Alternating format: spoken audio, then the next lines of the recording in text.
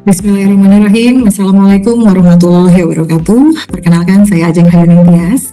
Saya adalah dosen jurusan kebidanan, Prodi D3 Kebidanan, Poltekkes Kemenkes Mamuju, dengan NIDN 0420088706. Adapun bidang keilmuan saya adalah kebidanan. Pada kesempatan ini, saya akan memaparkan pernyataan diri dosen dalam unjuk kerja Tridharma Perguruan Tinggi atau PDUKT-PT dalam bidang pengajaran pada salah satu mata kuliah yang saya ampu, yaitu Kesehatan Perempuan dan Perencanaan Keluarga. Berikut adalah outline paparan yang akan saya sampaikan. Yang pertama adalah deskripsi mata kuliah, kemudian capaian pembelajaran, sistem pembelajaran, materi pembelajaran, metode pembelajaran, sistem penilaian, dan yang terakhir rekaman video pembelajaran yang akan disampaikan dengan menggunakan metode DIA, yaitu Delivery, Interaction, dan Assessment. Sebelumnya, saya akan bacakan identitas mata kuliah ini. Nama mata kuliah ini adalah Kesehatan Perempuan dan Perencanaan Keluarga dengan kode MK #5.2.16 sebanyak 4 SKS, terdiri dari 2 SKS teori dan 2 SKS praktikum, diimplementasikan di semester 4 Prodi D3 Kebidanan. Ada 5 orang tim dosen pengampu. Yang pertama Ibu Idayati SKM MKes selaku koordinator, kemudian saya sendiri Ajeng Hayuning Tias SST MKes, Ibu Beauty Octavia Mahardani SKep MPH, Ibu Nurdiana SST MKes, dan Bapak Dr. Ahmadi MKes. Untuk deskripsi mata kuliah ini adalah mata kuliah wajib program studi D3 Kebidanan semester 4 yang memberikan kemampuan mahasiswa untuk mampu menerapkan asuhan kebidanan Kespro dan KB. Bahan kajian pada mata kuliah ini antara lain konsep Kespro dan KB, evidence base dalam asuhan Kespro dan KB, KIE dan konseling KB, teknik pelayanan metode kontrasepsi, serta pendokumentasian asuhan Kespro dan KB dengan menggunakan pendekatan manajemen kebidanan. Untuk metode pembelajaran menggunakan metode ceramah tanya jawab, small group discussion, collaborative learning, dan case study untuk pembelajaran teori, serta role play, demonstrasi, dan simulasi untuk pembelajaran praktikum di laboratorium. Untuk penguasaan mahasiswa dievaluasi dengan penilaian formatif melalui penugasan, partisipasi, kuis, dan observasi, serta penilaian sumatif melalui UTS, UAS, dan ujian praktikum menggunakan metode OSCE agar mahasiswa mencapai kemampuan psikomotor level 3. Ada 2 capaian pembelajaran lulusan atau CPL yang dibebankan pada mata kuliah ini. Yang pertama adalah mahasiswa mampu menguasai konsep ilmu dasar dan ilmu terapan kebidanan untuk melakukan asuhan kebidanan secara profesional dengan menggunakan pendekatan manajemen kebidanan. Dan CPL 2, mahasiswa mampu melakukan asuhan kebidanan fisiologis dan deteksi dini pada kehamilan, persalinan, nifas, dan BBL, neonatus, bayi balita, pelayanan kontrasepsi, serta melakukan penanganan awal pada kasus kegawat daruratan, maternal, neonatal, dan basic life support sesuai dengan kompetensi bidang vokasi, standar mutu yang berlaku, dan kode etik profesi, serta mampu melakukan komunikasi interprofesional. Terdapat 2 capaian pembelajaran mata kuliah atau CPMK. CPMK yang pertama, mahasiswa mampu menjelaskan konsep kesehatan reproduksi sesuai siklus kehidupan dan konsep keluarga berencana berbasis bukti terbaru secara tepat yang merupakan turunan dari CPL 1. Dan CPMK 2, mahasiswa mampu melakukan teknik pelayanan kontrasepsi dan pemberian konseling sesuai standar pelayanan yang berlaku secara tepat yang merupakan turunan dari CPL 2. Terdapat 5 sub CPMK.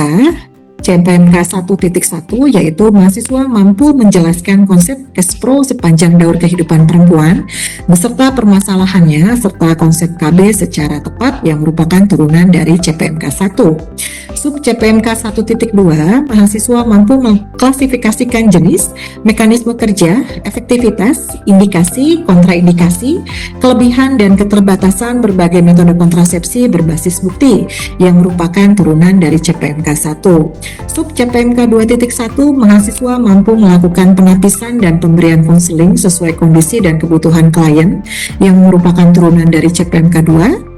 Sub CPMK 2.2, mahasiswa mampu melakukan teknik pelayanan kontrasepsi sesuai standar pelayanan yang merupakan turunan dari CPMK 2. Dan yang terakhir, sub CPMK 2.3, mahasiswa mampu melakukan pendokumentasian asuhan kebidanan Kespro dan pelayanan KB dengan pendekatan manajemen kebidanan yang merupakan turunan dari CPMK 2. Berikut adalah materi pembelajaran yang diajarkan pada mata kuliah ini, antara lain konsep kesehatan reproduksi sepanjang daur kehidupan manusia, konsep gender dalam kesehatan reproduksi, evidence based dalam kesehatan reproduksi dan KB, KIE dan konseling KB, teknik pelayanan alat kontrasepsi, serta pendokumentasian asupan Kespro dan KB menggunakan pendekatan manajemen kebidanan.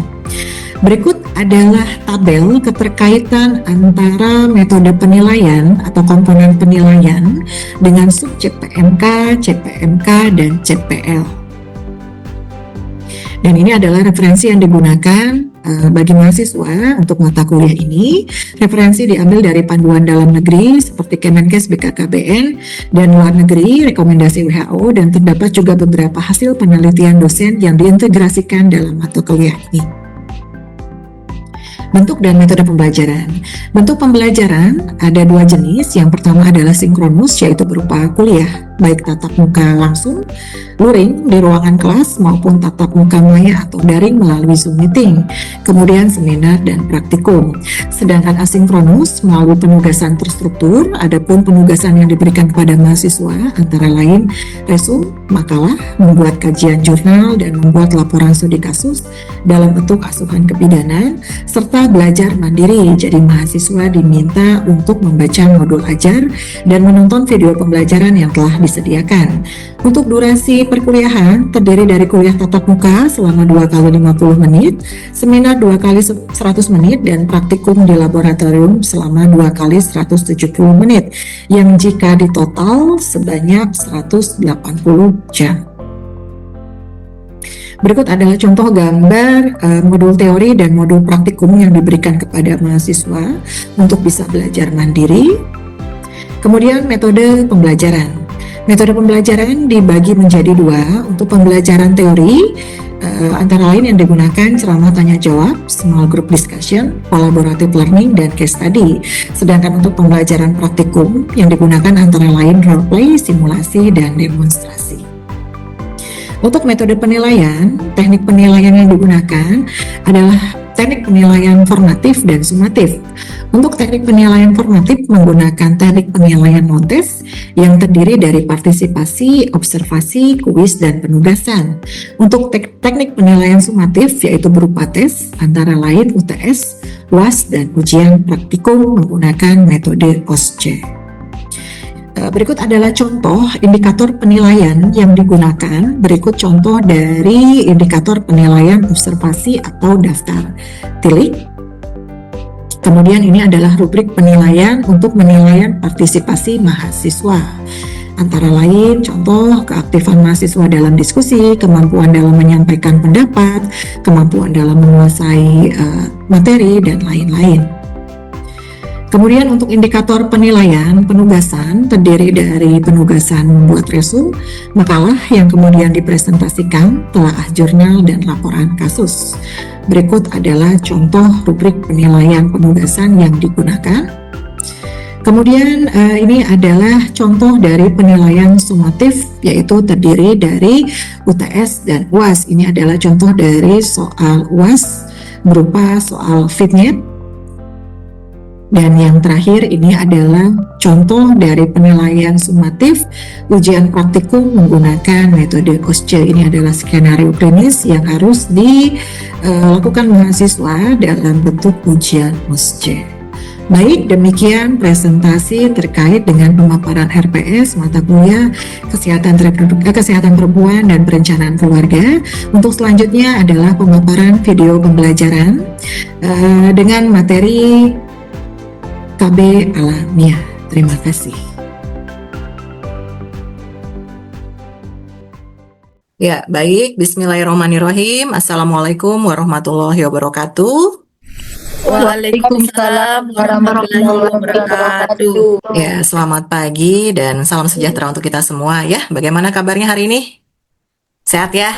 Alhamdulillah baik. Ya, semoga kita semua senantiasa diberikan kesehatan ya. Saya sehat, kalian semua sehat ya untuk bisa menjalani hari ini termasuk mengikuti perkuliahan hari ini dengan baik dan tetap semangat Ya, sebelumnya saya mengucapkan terima kasih ya kepada adik-adik semua yang telah meluangkan waktunya ya untuk mengikuti perkuliahan kita via Zoom.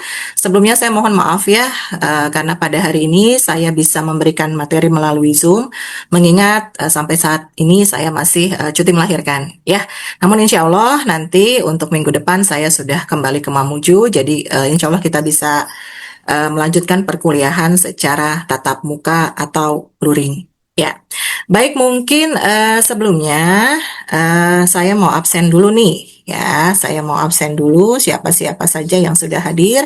Minta tolong yang saya panggil namanya nanti di ini ya, dijawab ya. Widiawati hadir? Hadir Ibu. Oke. Indar Acaya? Iya Ibu hadir. Hadir Ibu. Insirah Kailan? Hadir Bu. Nur Anggita? Ya, Alhamdulillah hari ini hadir semua ya, lengkap 12 orang. Baik, mungkin sebelum kita mulai perkuliahan, saya pimpin doa dulu ya untuk kemudahan dan kelancaran perkuliahan kita hari ini. Silahkan berdoa menurut agama dan kepercayaan masing-masing. Berdoa dimulai, berdoa selesai. Ya, oke, mohon izin saya share screen ya. Oke, sesuai dengan ini ya kesepakatan, hari ini kita akan kuliah mata kuliah Kesehatan Reproduksi dan Perencanaan Keluarga. Adapun materi yang akan saya sampaikan hari ini tentang metode KB alami. Ya, saya yakin ya meskipun kalian belum pernah dapat materi ini sebelumnya, tapi saya yakin sekali kalian pernah mendengar apa itu metode KB alami. Ya, nah sebelumnya karena kita kuliah via Zoom hari ini, jadi untuk menjaga kondusivitas, minta tolong diperhatikan tata tertib perkuliahan via Zoom ya. Minta tolong yang namanya belum di rename ya, akun Zoom-nya bisa diganti namanya ya, nama lengkap ya. Oke, ini tujuan pembelajaran kita hari ini. Jadi saya harapkan ketika nanti selesai pembelajaran, kalian bisa menjelaskan berbagai metode kontrasepsi alami berbasis bukti ya, sesuai dengan evidence base terbaru dengan tepat. Ya. Oke, ini supaya semangat. Sebagai pembuka saya ada pantun ini. Nanti minta tolong dibantu cakepnya ya. Pergi ke kantin beli udang rebus. Cakep. Pulangnya jajan keju mozzarella. Cakep. Kalau hari ini kalian belum bisa fokus, semoga habis pantun langsung menyala. Ya, oke ya. Sudah menyala ya semuanya ya? Oke, nah ini sebelum kita mulai, saya juga mau ada pretest ya. Saya ada pretest, jadi saya ingin tahu pemahaman kalian sebelum saya kasih materi tentang KB alami. Silahkan ini klik linknya. Oke, bagaimana kabar kalian hari ini? Baik, sangat baik, luar biasa. Alhamdulillah, baik, baik ya. Alhamdulillah ya. Semuanya sebagian besar mengatakan sangat baik dan baik. Oke, alhamdulillah. Oke. Kita lanjut, silahkan kalian jawab pertanyaan kedua. Nah, kalau mendengar istilah KB alami nih, satu kata yang ada di pikiran kalian tuh apa? KB alami. Wah, langsung kepikiran apa begitu? Ya, silahkan. Ini pertanyaan open-ended, jadi kalian bisa ketik bebas ya. Silahkan. Ya, nggak perlu satu kata lah, 2 kata atau lebih dari 1 kata boleh lah. Kalau 1 kata terlalu sulit. Ya, silahkan diketik. Metode kalender, ya oke. Karena itu yang mungkin yang paling umum ya, metode kalender. Oke, yang lain mungkin pasangan usia subur, ya oke, boleh. Tanpa menggunakan alat pinter. Kontrasepsi tanpa alat kimia, betul. Tanpa obat, pinter-pinter ini. Kalau sudah pinter ini kayaknya nggak perlu kuliah. Menunda kehamilan, oke bolehlah. Oke, ada lagi yang lain? Nah ini pertanyaan terakhir ya. Kalau boleh jujur, sebelum kuliah ini, kalian mengira KB alami itu kurang efektif? Sama efektifnya dengan KB modern atau masih bingung? Makanya ikut kuliah. Oke, kurang efektif 1 orang. Oke, masih bingung Bu? Oke, makanya ikut kuliah. Ya, oke, sudah hampir semua menjawab. Oke, ya kita beri applause dulu dong untuk semuanya. Dari pretest tadi saya cukup bisa menangkap ya terkait pemahaman kalian tentang KB alami. Jadi sebagian besar sudah paham ya. Jadi KB alami itu tanpa alat ya, dari kata-katanya saja sudah ini ya, tanpa alat, tanpa menggunakan obat ya. Dan dari semua jenis metode KB alami itu mungkin kalian paling familiar itu dengan metode kalender ya. Oke, sekarang kita mulai perkuliahan kita. Nah, metode KB alami. Ya sebenarnya ada banyak istilah ya, bisa metode KB alami atau juga ada istilah lain menggunakan metode KB tradisional. Itu sebenarnya pengertiannya sama ya.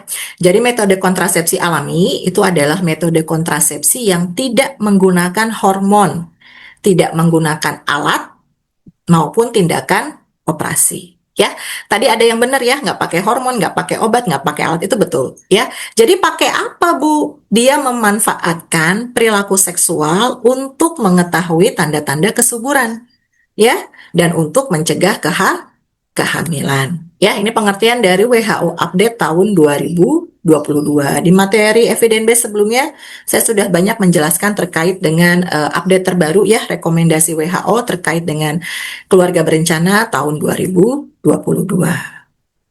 Nah, ini beberapa metode KB alami ya yang akan kita bahas hari ini. Yang pertama ada metode amenorelaktasi atau tadi ya kita singkat dengan MAL, kemudian metode kalender, metode suhu basal, metode lendir serviks, metode simptotermal, dan yang terakhir senggama terputus ya. Jadi sebenarnya metode kontrasepsi alami itu banyak ya, tidak hanya metode kalender saja ya. Nah, sekarang kita coba bahas satu-satu. Yang pertama tentang metode amenorelaktasi atau kita singkat MAL. Ya, jadi pengertiannya metode kontrasepsi MAL ini adalah yang dia hanya mengandalkan pemberian ASI eksklusif saja untuk menghambat ovulasi. Ya, kita tahu ASI eksklusif itu 6 bulan. Ya, jadi memang KB ini hanya efektif selama 6 bulan. Jadi selama 6 bulan dia bisa mencegah kehamilan. Tetapi dia punya syarat nih, ya, yang harus dipenuhi. Ya, oke, yang pertama, sebelumnya ini efektivitasnya ya. Jadi efektivitas metode KB amenore ini itu sangat efektif deh. 98 sampai 99%. Pasti kalian kaget ya. Karena tadi kalian jawab rata-rata cuma 40%. Ternyata efektivitasnya bisa 98 sampai 99% ya. Tapi dalam kategori perfect use. Nah, ini ada contoh kasus ya. Nanti minta tolong bantuannya. Ini dia bisa pakai KB MAL atau tidak. Mungkin yang pertama saya minta kila dulu ya. Nih, kasus yang pertama Ibu nifas 2 bulan. Menyusui eksklusif. Belum head. Dia nyusuin siang malam. Bisa nggak pakai KB MAL kila? Bisa, Bu. Oke.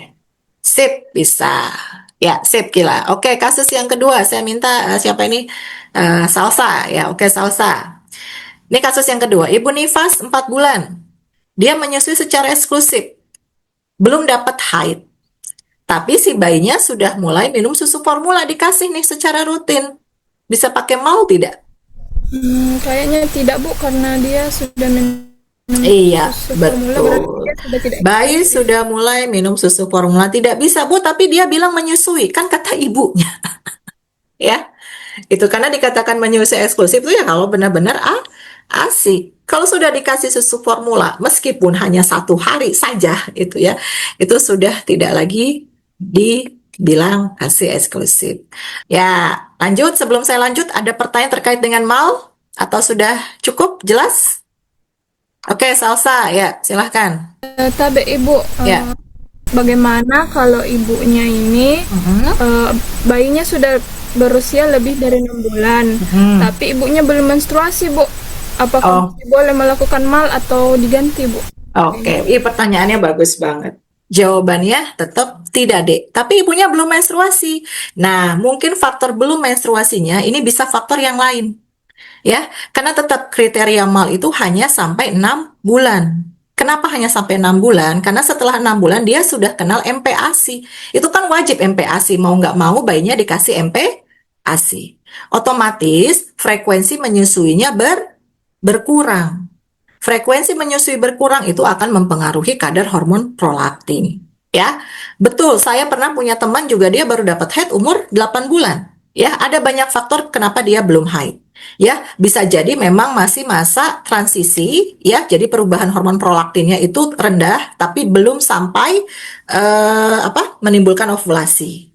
Bisa jadi haid itu kan banyak faktornya, ibunya kelelahan, ibunya sakit ya atau gangguan hormonal lah lainnya.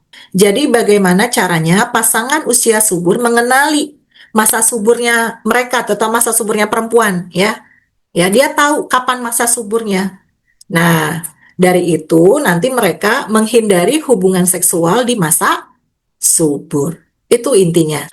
Nah, ini ada caranya ya menghitung masa subur ya. Tadi yang pertama kita catat dulu ya, siklus kita minimal 6 bulan. Baiknya 1 tahun, tapi minimal banget 6 bulan oke lah.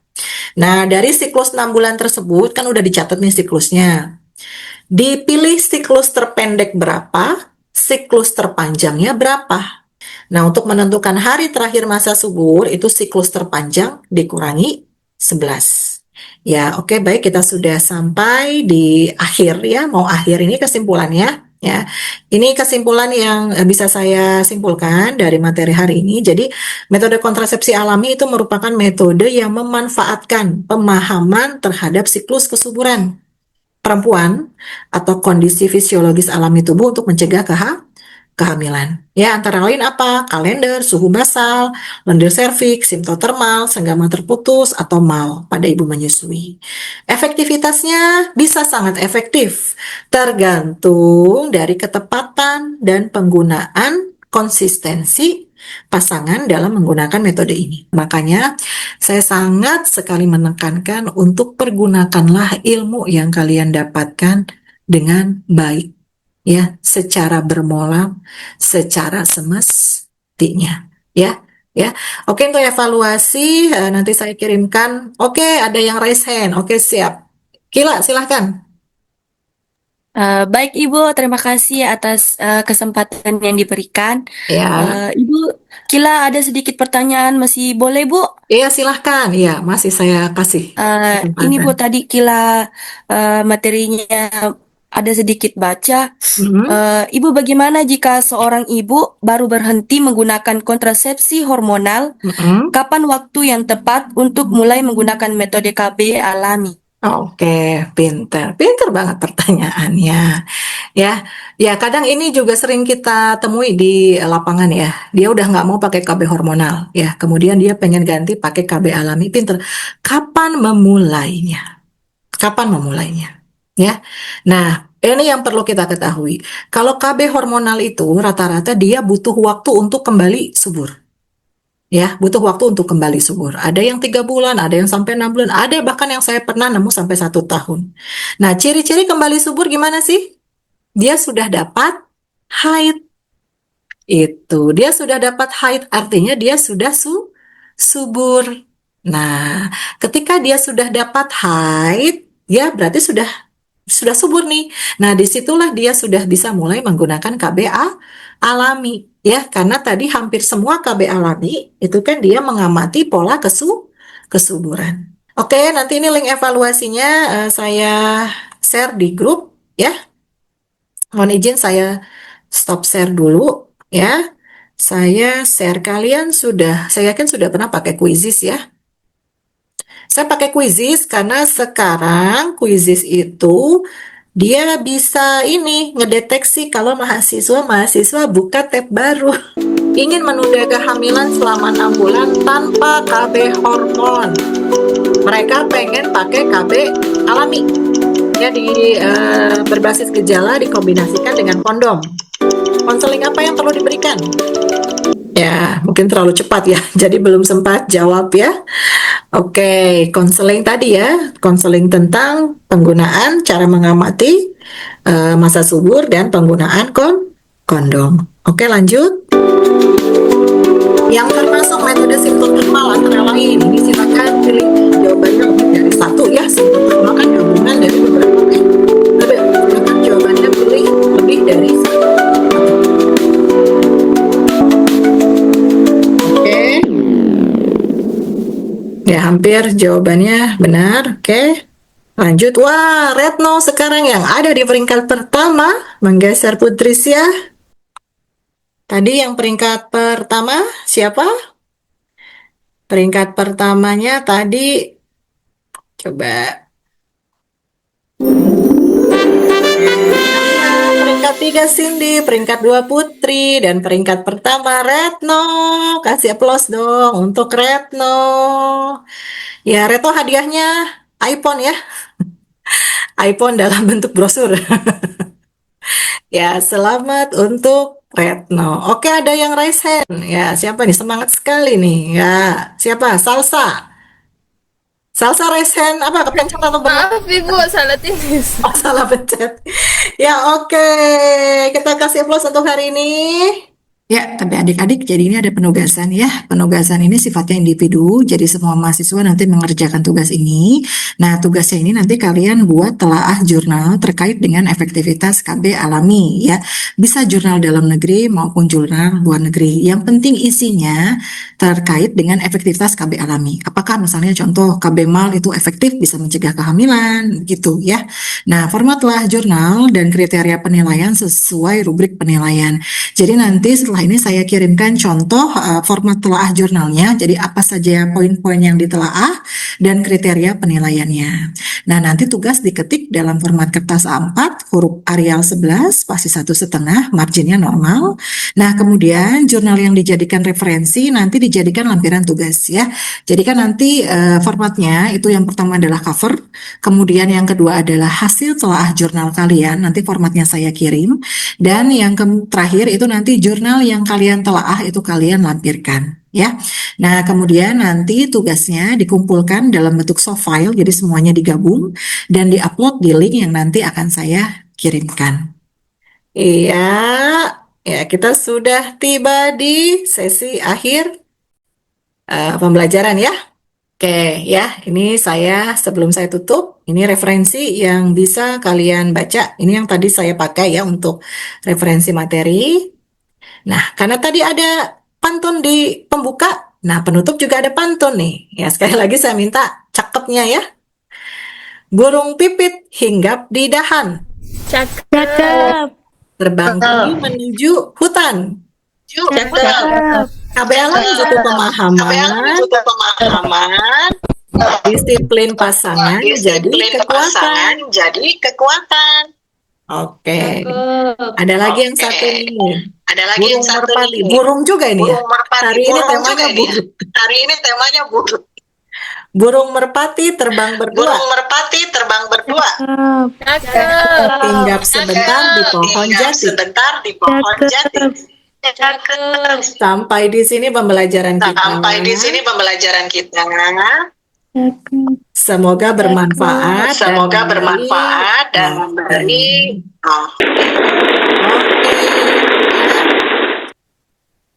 Terima kasih ya untuk pembelajaran hari ini sudah selesai. Mungkin sebelum saya tutup, ada pertanyaan? Atau sudah cukup? Ada pertanyaan kah? Oke, tidak ada pertanyaan ya. Saya rasa kalau dari evaluasi tadi sih hampir semuanya menjawab dengan benar. Mungkin ada yang jawab salah, mungkin kepencet ya, salah pencet. Salah pencet ya. Oke, baik, untuk pertemuan hari ini saya ucapkan terima kasih kepada kalian ya. Mudah-mudahan apa yang saya sampaikan bisa bermanfaat ya. Dan sekali lagi tadi ingat ya, pesan moral dari saya, gunakan ilmu dengan baik, secara bermolar dan sebagaimana mestinya ya. Ingat nanti kalian akan disumpah ketika lulus jadi bidan ya, akan disumpah salah satunya adalah menggunakan ilmu dengan baik ya. Oke, baik, kalau tidak pertanyaan saya tutup pembelajaran kita sampai hari ini. Nanti kita ketemu insya Allah di minggu selanjutnya. Insya Allah saya sudah kembali ke Mamuju. Ya, saya tutup. Billahi taufiq wal hidayah. Wassalamualaikum warahmatullahi wabarakatuh.